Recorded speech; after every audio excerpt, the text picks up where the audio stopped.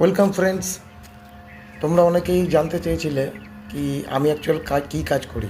I am an engineer for natural gas project and city gas distribution project.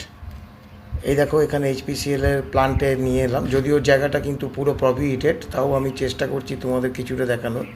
এখানে হচ্ছে আপনাদের CNG গ্যাসের outlet, মানে এখান থেকে গাড়ি গ্যাস ভর্তি করতে পারে এসে দাঁড়িয়ে, এটা আউটলেট থেকে।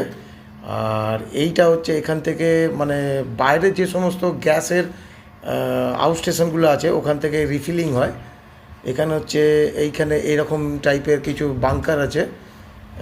এই গ্যাস ব্যাঙ্কগুলোতে আমরা গ্যাসটাকে রিফিল করি আমাদের প্লান্ট থেকে, এবং এগুলো বিভিন্ন স্টেশনে গিয়ে আপনারা ওই গ্যাসের গাড়িতে যে গ্যাসটা ভরেন ওটা পান। এটা হচ্ছে কুলিং টাওয়ার। আর এইটা যেটা দেখছেন এটা হচ্ছে গ্যাস জেন সেট, মানে যখন ইলেকট্রিক থাকে না তখন এটার ওপর পুরো প্লান্ট এইটা দিয়ে চলে। এটা পাম্প হাউস, এখান থেকে কুলিং টাওয়ারে পাম্প জল করে যাচ্ছে। এখানে হচ্ছে আপনার কম্প্রেসার 1, কম্প্রেসার 2, এটাকে কম্প্রেস করে আমাদের যে লিকুইড গ্যাসটাকে ন্যাচারাল গ্যাসে কনভার্ট করা হচ্ছে, এখান থেকে সেটা করা হয়।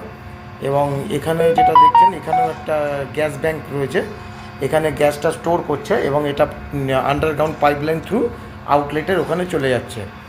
এটা হচ্ছে আমাদের অফিস সেটআপ, এখানে আমাদের এই বসে। এইবার আসুন দেখাই মেন পার্ট।